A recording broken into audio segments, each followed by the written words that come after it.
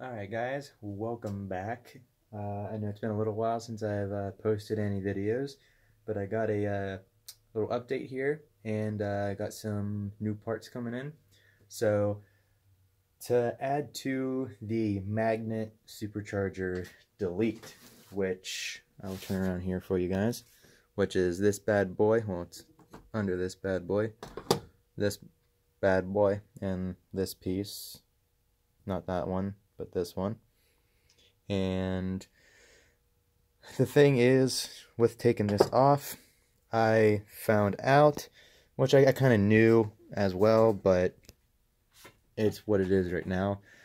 But now that this shaft is much smaller than the outside of this one, which this pulley would go over that, like your fixed pulley. So knowing that, I already knew it was going to be a lot smaller, and now how small that little nub is, so it's basically just the size of this little, just outside of this a little bit, and like half of these pins grab the shaft on the supercharger. So knowing that, you have this big old gap behind here that's for that sucker, and it fits on these diodes, or those little pins were correctly mounted. The bolt was through it, holding it flush on, but knowing how much gap there is in here, and there's some room for it to, you know, move around just a hair to bend, is my theory anyway. And so with that in mind there, I was shredding belts left and right. So I just caught this one, but I went through three belts. So 3 greenback Gates belts I went through. This was one of them. This is what it did. Yeah, it's no joke. It was just shredding them. And it only did this when I would, like, wide open throttle, pretty much. And it was allowing it to bend just slightly, I'm guessing, and it was causing the belt to jump off and then pretty much just grind apart, which is what it was doing. And so yeah, that's what it was doing. So I ordered the new pulley from VRP Speed. I got their clutch delete pulley, so it's exactly what I did.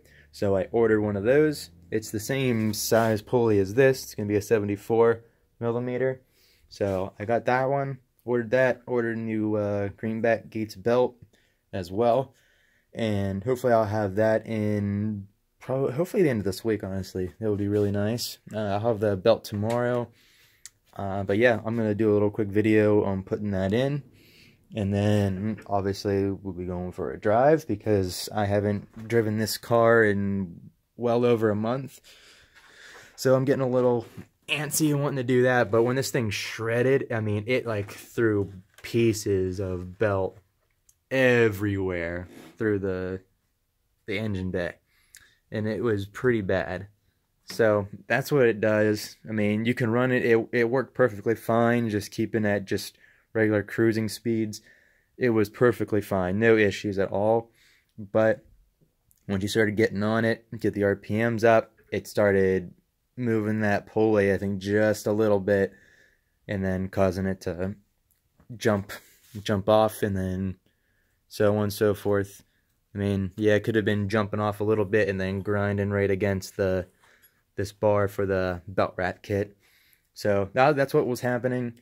That was my issue. I knew it was the issue, something with that, obviously. At first I thought it was my pulley for the tensioner at first, so it was kind of, which I actually had to do anyway, because that was hitting this bolt right behind it.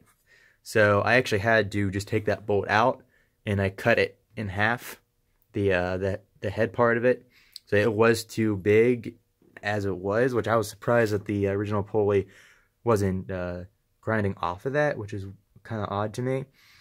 But took it off, grinded that down, put it back on. Now this thing can tension all the way down and not hit at all. It's free, so I'll be swapping that one back on as well as the new pulley, and we will be able to finally start riding this thing again. I'm gonna try to do some cool stuff with the car before it starts snowing here. But that was my update, guys. Yeah, I'll keep you guys updated as well when I get these parts back in and get them on, get this thing going. It's been sitting for so long, I haven't even started at all. I have a trickle charger on the battery just because it's been sitting for a while. I'm gonna hook it up to the front auxiliary battery as well as soon as that one's finished getting charged up. I'm gonna throw that on there just in case, because those things do go bad if they sit too long. So I'm gonna do that, and yeah, we'll go from there. I mean, pretty simple to do. Obviously, you can drive the car without the pulley. I did it a few times, but it really does suck. I mean, the car is not fun at all. It's not tuned for just NA, so it's not good, but it still drives. So if you do lose a belt, you're fine. You can still drive where you need to go, do what you need to do. Just don't get on it or anything. Just kind of just take it easy on the car. It'll run perfectly fine. But as soon as you start giving it a lot of gas, it kind of just starts falling on its face, because it's obviously it's tuned for forced induction. So yeah, but yeah, guys, enough mumbling on here. I will catch you guys on the next one.